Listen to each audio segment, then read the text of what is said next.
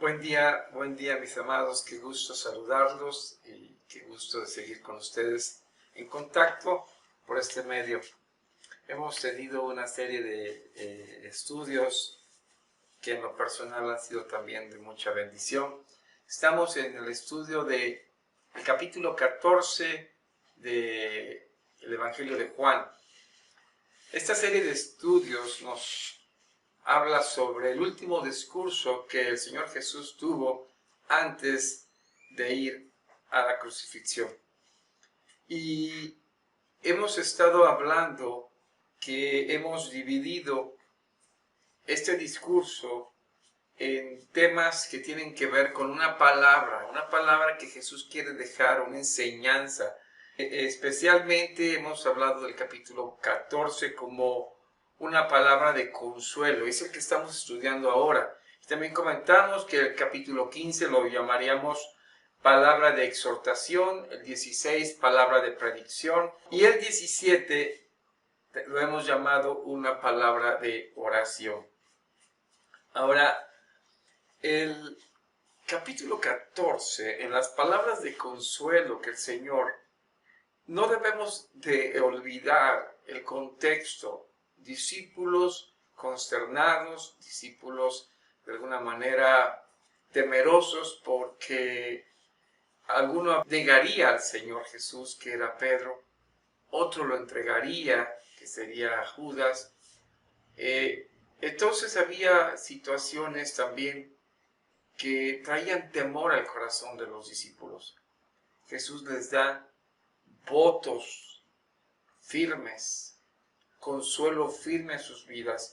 Pero en esta parte que estaremos viendo, de los versículos 18 al 21, vamos a recalcar un aspecto muy importante que consideramos la semana pasada, que es la obra del Espíritu Santo. Pero antes de continuar, ¿qué les parece si oramos para pedir la dirección del Señor? Padre, te damos gracias por permitirnos abrir tu palabra. Te ruego, Señor, que tu Espíritu Santo tome mi vida, mi mente, y que solo palabra tuya fluya de mi boca para bendición de nuestras vidas, Señor. Te lo ruego en Jesucristo. Amén. Quiero invitarles que tengan su Biblia abierta en el capítulo 14, versículos 18 al 21. Si me permiten leerlos, dice la palabra de Dios: no os dejaré huérfanos, vendré a vosotros todavía un poco y el mundo no me verá más, pero vosotros me veréis, porque yo vivo, vosotros también viviréis. En aquel día vosotros conoceréis que yo estoy en mi Padre, y vosotros en mí, y yo en vosotros. El que tiene mis mandamientos y los guarda, ese es el que me ama, y el que me ama será amado por mi Padre, y yo le amaré, y me manifestaré a él. En el estudio pasado, notamos que el Señor había prometido un consolador. Y este consolador era el Espíritu de verdad. El Espíritu de verdad como consolador se venía a constituir como nuestro abogado. Este significado de abogado que tiene que ver con que enseñará, guiará, recordará cada una de las cosas que los discípulos habían aprendido. Entonces, el Espíritu de verdad, que el Señor mismo llama en el capítulo 15, versículo 26, es este Espíritu que guía a los discípulos a toda verdad. Ahora, no podemos negar que la enseñanza de Jesús relativa al Espíritu Santo afirma que el Espíritu Santo tiene que ver con la verdad y la enseñanza. ¿Por qué es tan importante esto? Porque en la promesa de otro consolador, en este último discurso del Señor Jesucristo, tiene que ver con la intención del Señor Jesús de comunicar la verdad a través del Espíritu Santo a sus discípulos y consolarlos. No hay mayor consuelo que poder entender las tremendas revelaciones que el Señor Jesucristo ha dejado a sus discípulos. Entonces, en medio de este contexto de la importancia que tiene el Consolador, quien nos dirige en toda verdad, porque se conoce como el Espíritu de verdad, en continuación a este Consolador, vamos a ver un aspecto importante. El primero es que la venida del Consolador es una relación íntimamente con el Salvador. ¿Y cuál relación? El Salvador va al Padre. Y porque el Salvador va al Padre, es que el Hijo, que es el Salvador, ruega al Padre la venida de otro Consolador. Es decir, en pocas palabras, que el resultado de tener este Consolador en nuestras vidas, que es el Espíritu de verdad, es por la actividad intercesora del Señor Jesucristo. Ahora es interesante porque cuando vemos en la Escritura, si ustedes observan el versículo 16, dice, y yo rogaré al Padre. La palabra que utiliza el Señor Jesús es la palabra rogar. Cuando le dice a sus discípulos que ellos pidan al Padre, la palabra pedir en el griego que usan los discípulos es la palabra es aiteo. Y esta palabra es aiteo, es la palabra común para describir la oración. Es por eso que los discípulos orarían al Padre, pedirían al Padre.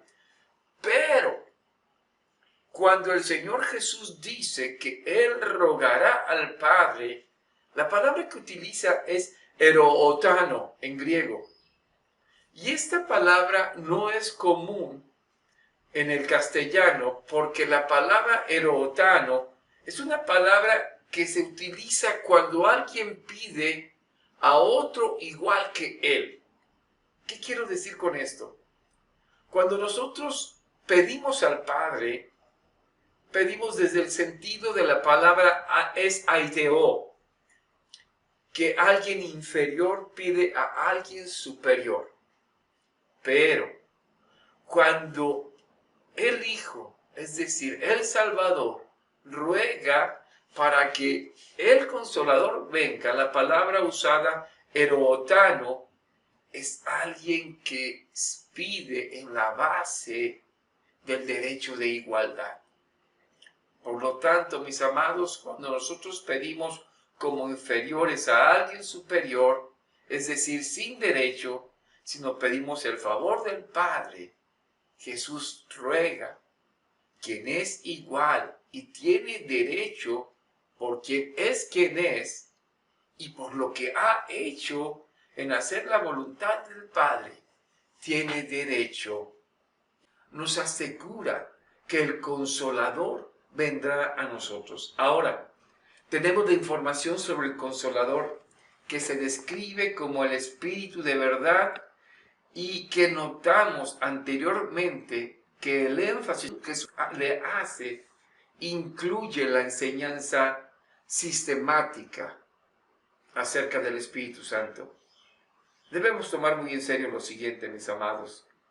El hecho de relacionar el Espíritu Santo, el Espíritu de verdad, con el hecho de que los discípulos harán mayores cosas o mayores obras, pero que son las mismas que hizo Cristo, es aquello que es el Espíritu enseñándonos a los discípulos a vivir y andar en esas obras. Así que, mis amados, en el caso del Nuevo Testamento, en los versículos 16 y 17, algo que tiene mucho significado es que hay tres frases preposicionales que nos hablan del actuar del Espíritu Santo en la vida de los discípulos. Estas tres frases son met humon en el versículo 16, y esta palabra significa con o en medio de nosotros. La otra palabra, par humin, del versículo 17, que significa con o acompañado y estando al lado de nosotros. Y la tercera, en el versículo 17 también, es en humin, que es en dentro de nosotros. Entonces no podemos olvidar que el Espíritu de verdad, el Espíritu Santo, estará en medio de nosotros, acompañándonos a nuestro lado y obra en nosotros. En este contexto de que el Señor en el Espíritu Santo nos acompaña, nos enseña y vive en nosotros, vienen las palabras de consuelo que son: no os dejaré huérfanos. Piensen en esta idea, que el Espíritu Santo está dentro de nosotros, al lado y en medio de nosotros, de sus discípulos, y por eso ya no los deja huérfanos. Entonces, hay un detalle importante. Esta relación, el mundo no la entiende. El mundo no la conoce. No entiende la existencia del Espíritu Santo, porque solamente el Espíritu Santo se manifiesta a los creyentes, no al mundo. Dice el versículo 17, el Espíritu de verdad, al cual el mundo no puede recibir, porque no le ve ni le conoce, pero vosotros le conocéis. Entonces, Jesús no nos deja solos a sus discípulos para hacer la tarea de las obras, que Él mismo está con ellos y la hará con ellos. Entonces vemos una venida doble del Señor Jesús. Primera, el Espíritu Santo que viene a morar a la vida de los creyentes, y segundo, su segunda venida, esperando cuando Él regrese por todos nosotros. Estos dos acontecimientos están íntimamente relacionados de tal forma que es una referencia de la presencia del Señor en la vida del creyente. Y no solo esto, también nos da sus referencias de su presencia después de su resurrección hasta su ascensión. Ahora, fíjense lo que dice el versículo 19. Y todavía un poco, y el mundo no me verá más, pero vosotros me veréis, porque yo vivo, vosotros también viviréis. Pareciera que el contexto de este versículo 19 se da en aplicar la presencia del Espíritu Santo, y que es continua. Y esta continua presencia del Espíritu Santo en nosotros nos manifiesta la presencia del Señor Jesús. Dice el versículo 20, en aquel día vosotros conoceréis que yo estoy en el Padre, y vosotros en mí, y yo en vosotros. Y la pregunta es, ¿de qué manera sus discípulos nos conocerán? Esto es muy posiblemente se esté refiriendo en el día del Pentecostés, en el bautismo del Espíritu Santo. ¿Por qué? Porque la presencia del Espíritu Santo hará entender a los discípulos la relación que existe Padre, Hijo y creyentes. La presencia del Espíritu Santo nos va a hacer inteligible la relación que existe entre el Padre nuestro, entre el Hijo Salvador y entre el creyente que ha venido a salvación. Por lo tanto, la tarea del Espíritu de verdad y Consolador es de entrenarnos y formarnos para hacer estas obras y también entenderlas. Ahora, dice el versículo 21, y el que tiene mis mandamientos y los guarda, ese es el que me ama, y el que me ama será amado por mi Padre, y yo le amaré y me manifestaré a él. Quiero leerlo de nuevo, el versículo 21. El que tiene mis mandamientos y los guarda, ese es el que me ama, y el que me ama será amado por mi Padre, y yo le amaré y me manifestaré a él. Aquí hay tres aspectos. El que tiene, nótense el tiempo perfecto, ¿sí? Él tiene los mandamientos y por lo tanto sabe lo que quiere Cristo de él.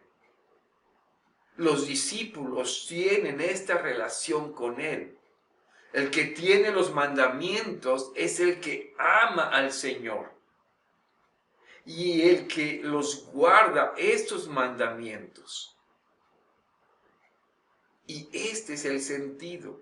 Los discípulos guardan los mandamientos y harán lo que Jesús haga según el acto de presencia en ellos. Se manifestará a ellos. La presencia del Espíritu Santo en la vida del creyente es el auxilio más importante para que sus discípulos guarden sus mandamientos. Y por lo tanto, Jesús hará presencia en ellos. Esto transforma completamente todo en la vida del creyente. ¿Por qué? Porque el creyente es amado de Dios. Si amamos a Cristo, hacemos su voluntad. Y si amamos a Cristo, somos amados del Padre y Cristo se manifestará a nosotros. Quiero cerrar este círculo antes de terminar. El Espíritu de verdad que está con nosotros, en nosotros, y nos enseña las cosas, es el que trae a nuestras vidas el entendimiento de la palabra de Dios y la relación entre el Padre, el Hijo y el creyente. ¿Vemos la importancia del Espíritu Santo en nuestras vidas? ¿Sí? Y cómo podemos entender sus mandamientos, porque el Espíritu Santo nos conduce. Al entender, entendemos y podemos andar en la voluntad del Padre. Podemos guardar sus mandamientos. Y el que guarda sus mandamientos, porque ama al Señor, es amado del Padre.